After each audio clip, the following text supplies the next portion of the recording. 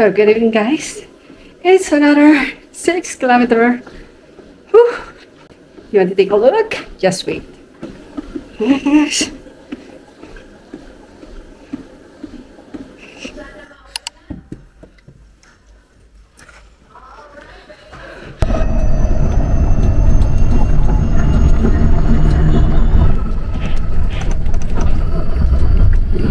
What's up?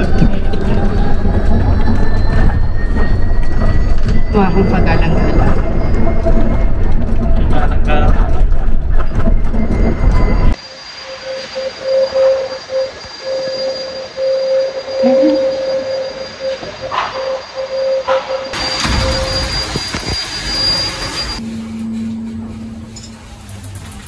Hindi mo ko na outfit check.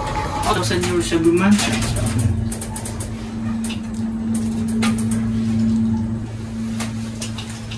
Pakapi ka naman.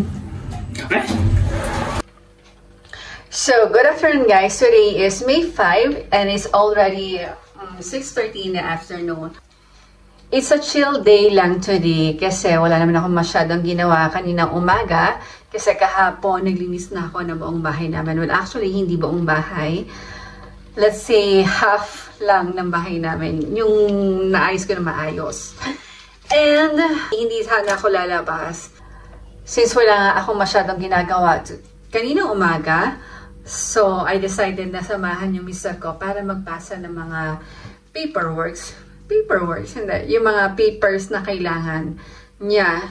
And then after, ano lang kami, lang ng toyo. Siyempre kasi tayo mga Pilipino, hindi pwede mawala ng toyo sa bahay. Diba? At saka, suka. Yan. Yan ang hindi pwede mawala sa atin sa loob ng bahay. And that's it.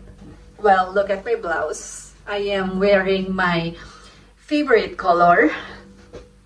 Pero kung napapansin nyo, madalas ang ginagamit kong kulay ng damit is black. Wala lang. Kasi kapag ka black, nakaka-slim lang tayo ng konti dyan.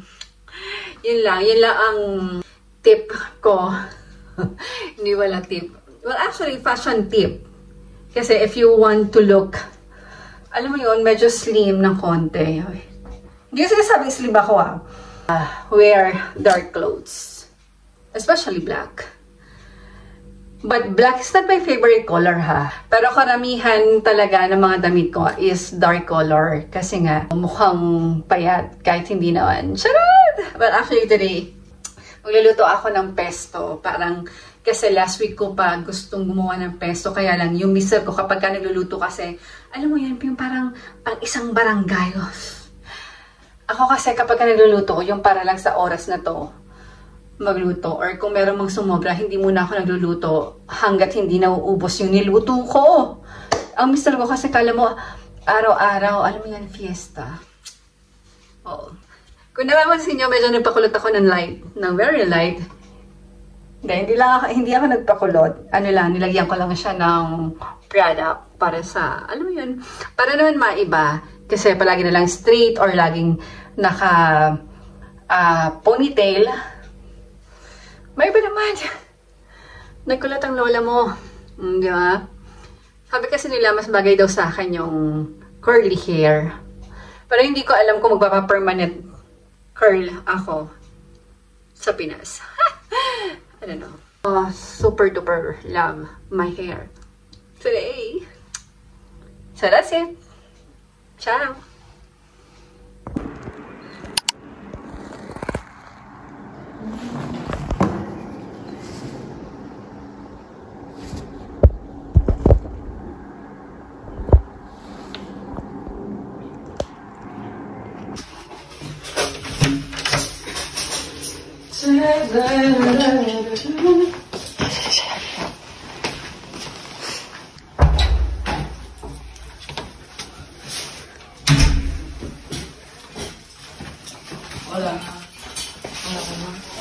Ahí está Soyo.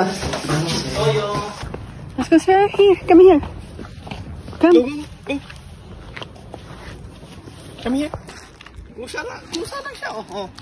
Soyo, may favoritism ka Ingat ka, Soyo, may ikot.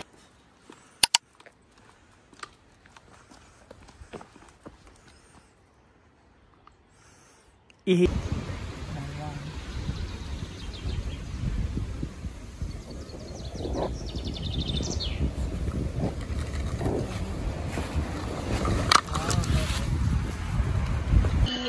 more athletic now, much more agile as well on the court. But talking about being agile and smart, then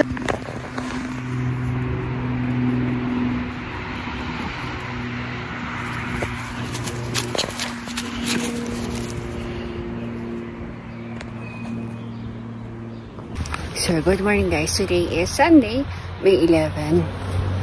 Ay, ayaw tumayo ng aking alaga. Look. Shoyo. Shoyo. O, diba nga? Ayaw tumayo. Okay.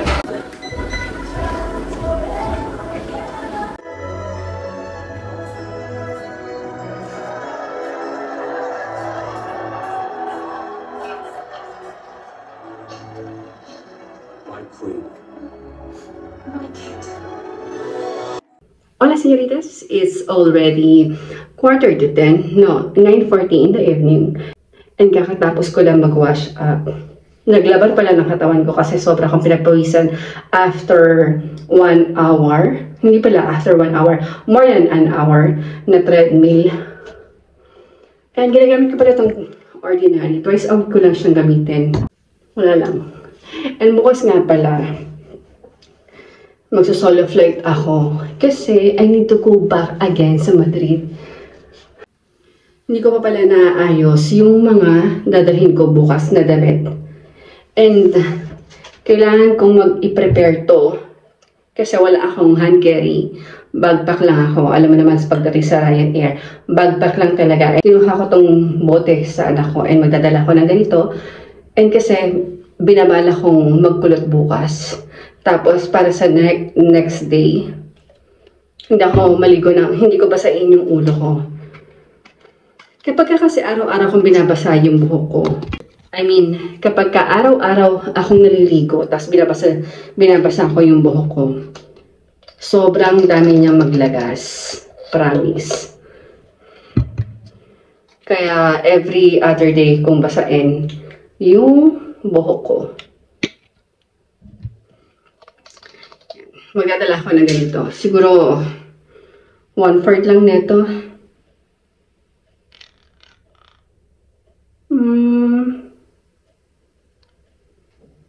Okay na siguro to. Yan. And then, mamaya nga, hindi ko pa nape-prepare yung mga damit ko na gagamitin for 4 days sa Madrid. And nakita ko sa vlog ni Pinay sa Barcelona kasi lagi ako nanonood sa kanya and nakita ko nga na nagbebenta na siya ng chorizo and ng longganisa. Sabi ko sana merong magbenta sa Madrid. Noong isang araw nga, yun nga, nakita ko yung vlog ni Pinay sa Barcelona na meron nang umorder sa na taga Madrid. So, ngayong week nga, sa sobrang excited ko, alam mo yun, matitikman ko siya. And ang magtitinda pala sa na taga Madrid is yung Villaria. And yung Villaria kasi marami siyang negosyo. Sa kanya ako kumuha ng ticket ng nanay ko. And then, doon din ako kumuha ng ticket namin para sa August, para sa Pilipinas nga.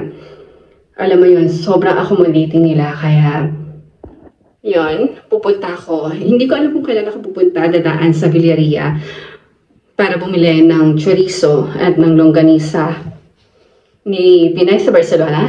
Talagang pinagdadasal ko talaga siya na sana merong magtinda sa Madrid ng chorizo and ng longganisa na galing nga kay Pinay sa Barcelona. Layo kasi siya pinapanood. Avid fan ako ni Pinay sa Barcelona. And wala lang, natutuwa lang ako sa kanya. Ever since nung nagsisimula pa lang siya, napapanood ko na talaga siya.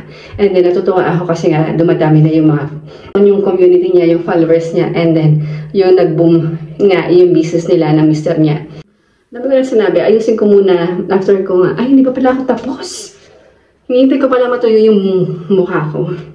Kasi maglalagay naman. Parang ayokong maglagay nito. Parang mas gusto kong maglagay ng Nivea na kulay blue. Yun na lang siguro ilalagay ko. Para mamaya. And then, kailangan ko pa pala ng card, ng Bonoboost. Kasi, bibili ko ng Yes Viajes. Hindi pala Yes Viajes kasi 4 days ako eh. Alam mo yun, gagawa ako ng vlog pagdating ko sa Madrid. Magiging tourist ulit ako. Charot. Okay, see you later. Dito ako mag-vlog kasi sa taas. Baka maingayan yung mga anak ko. Natutulog na kasi sila kasi may pasok sila bukas. And today is Sunday. And dito ko nga ipapack yung mga dadalhin ko sa Madrid para bukas. So, ang gagamitin kong bag is this one. North Face. Ito yung regalo ko sa mister ko. Anong birthday niya. Pero syempre, ako yung unang gagamit. Ako yung bibinyag. So, tanggalin muna natin to. Kasi baka mamaya may tag price pa pala. Hindi ko matanggal. Yan, wala naman na. Actually, maganda siya eh. In fairness. So, ang dadalhin ko nga is hindi ko kasi alam kung ano yung i-outfit ko bukas. Kasi mala ko is mag-white. Pero, Tuesday and Wednesday, uulan sa Madrid. Madudumihan lang yung, mamamansyahan lang yung pantalon ko. Kaya pinag-iisipan ko, pero okay na yan, kahit umulan. Well, actually, nagdala ko nito kasi, as you can see, dahil walang treadmill doon, walkathon ako mag-isa. Ito ang dadahin ko. Bukas. Ito yung pants na white na gagamitin ko. It's either Tuesday or Wednesday. Kasi bukas, nakapag-decide ako na ang gagamitin ko is falda. Alam mo naman kasi minsan ang weather pa iba-iba. Sala sa init, sala sa lamig. Hindi ko alam kung magkakasya yung gamit ko dito. Pero hopefully, magkasya siya. Parang liit niya, di ba? Or sadyang hindi ko pa siya na-stretch. And this one, long sleeve, no, pink. Actually, yung isa, hindi ko pa napaplansya. Dadalhin ko pala yung DJI ko. Or DJI. Yan, nakaplansya na siya para hindi siya masyadong malukot. Alam mo, parang feeling ko ang gulo ng bag. Feeling ko lang. Saglit lang nga. Hindi ako nagsasatisfy sa mga nilalagay ko. I mean, yung ayos na nilalagay ko. Ganito ko na lang. Ayan. Diba? Pero syempre, ito hindi. Dito ko na lang din ilalagay yung ano ko. Ipapatong siya. Malamang naman pala. And this bag, nandito nakalagay yung DJI and yung stand. Yung mga gamit ng DJI. Nalagay ko na siya dito. Yan. And syempre, itong wallet ko. Nandito yung DNI ko. And syempre, yung credit card. Uy, credit card. Wala akong credit card. Card lang meron ako. And yung card sa dental ko. Okay. Doon ko ilalagay ito sa isang bag kasi syempre, dito yung mga importanteng gamit ko. Itong wallet na to is 9 West. Ang tagal-tagal na sa akin nito. Siguro high school pa lang ako. Ito na yung regalo sa akin ng nanay ko. And then, syempre, yung shades. Hindi ko alam kung dito ko ilalagay or sa personal bag ko na talaga. Kasi baka masira, mayupi. And magdadala na rin ako ng pamaypay. In case na mainitan ako. Alam mo naman, ayoko nang mainit. Medyo maluwag pa pala siya. Ayan, oh. Konti pa lang. Kasi yung isang kong damit kasi, hindi ko pa nailalagay. Pero maluwag pa naman siya. So, that's it. Matutulog na ako kasi kailangan ko pang gumising bukas ang maaga. Bago ko matulog, mag-edit muna ako. Siguro mga 30 minutes. Ito hindi ko na siguro ito dadalhin. Hair wax sticks. So that's it. Ciao!